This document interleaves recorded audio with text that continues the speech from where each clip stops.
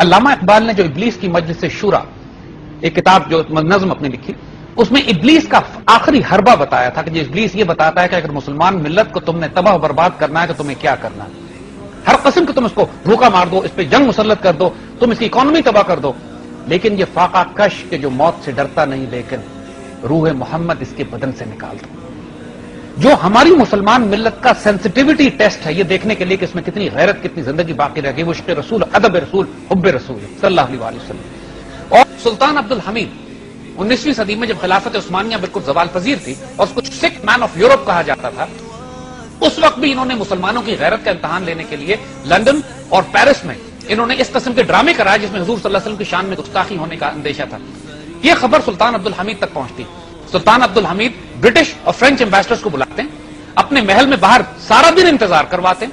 شام کو battle armour میں میدان جنگ کے لباس میں تلوار لے کر نکلتے ہیں، تلوار ان کے سامنے رکھتے ہیں اور کہتے ہیں اگر صبح تک یہ ڈرامے بند نہ ہوئے تو ترکی تم پہ جنگ مسلط کر دے گا، اور صبح تک وہ ڈرامے بند ہو جاتے ہیں۔ یہ غیرت۔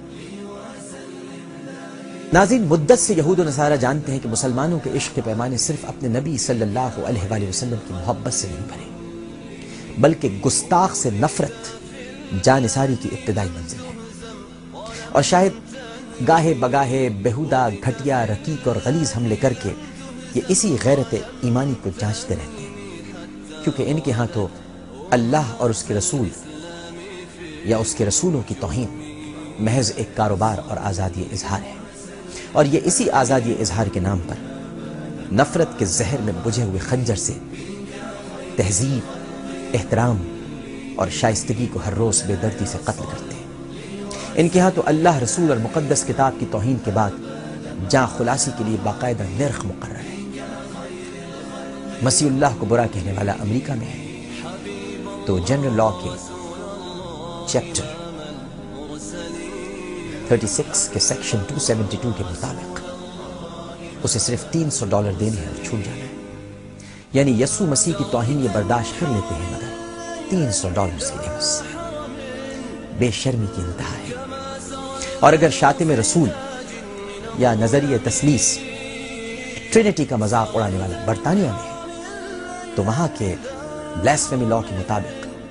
500 پاؤنڈ جرمانے کی ادائیگی کے بعد اسے یہ کہہ کر چھوڑ دیا جائے گا کہ آئندہ ایسا نہیں کرنا ورنہ دوبارہ 500 پاؤنڈ دینے پڑیں گے، اور یہاں پر بھی نوٹ لے کر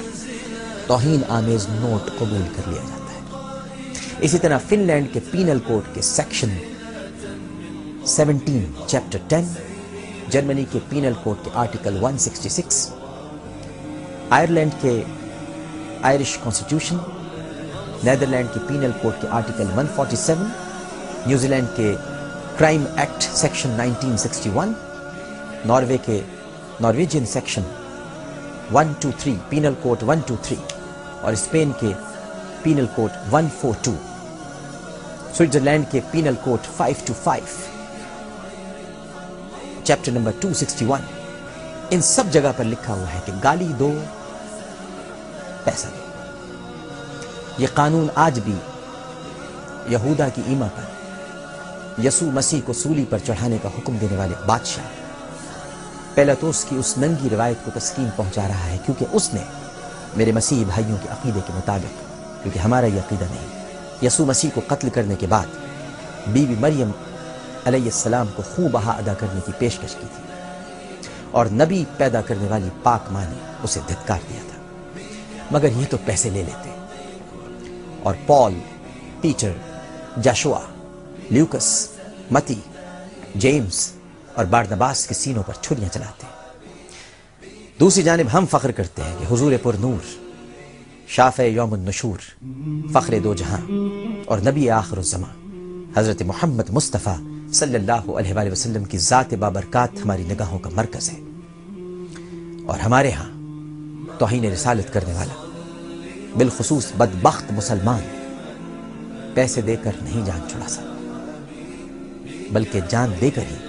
جان چھڑاتا ہے۔ جہاں ضروری ہے نشتر لگانا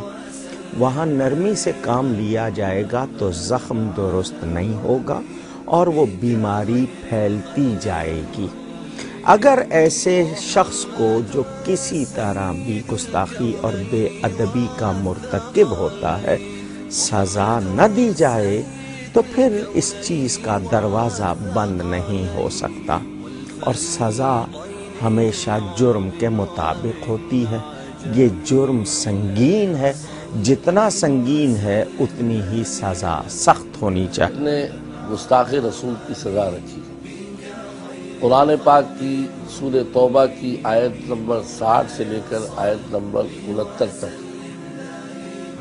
اور دوسری آیت قرآن پاک کی ان الذین یؤذون اللہ ورسولہ لعنہم اللہ فی الدنیا والآخرہ۔ تمام مفسرین لکھتے ہیں ان دو آیتوں سے یہ ثابت ہوتا ہے کہ گستاخ رسول واجب القتل ہے۔ امت مسلمہ کا اور مسلمان مملکتوں کا اور حکومتوں کا پوری دنیا میں جہاں بھی وہ ہیں وہ یہ فرق ہے کہ اگر کوئی بھی شخص خواہ اس کا تعلق مسلمان طبقے سے ہو یا غیر مسلمان طبقے سے ہو،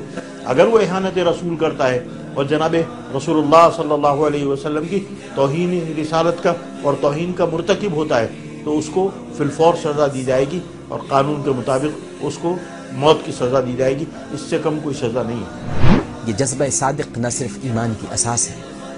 بلکہ خود ایمان ہے،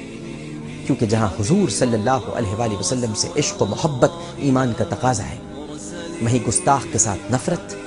اور غیظ و غضب بھی ایمان کا ابال ہے۔ دونوں کو ایک دوسرے سے جدا نہیں کیا جا سکتا،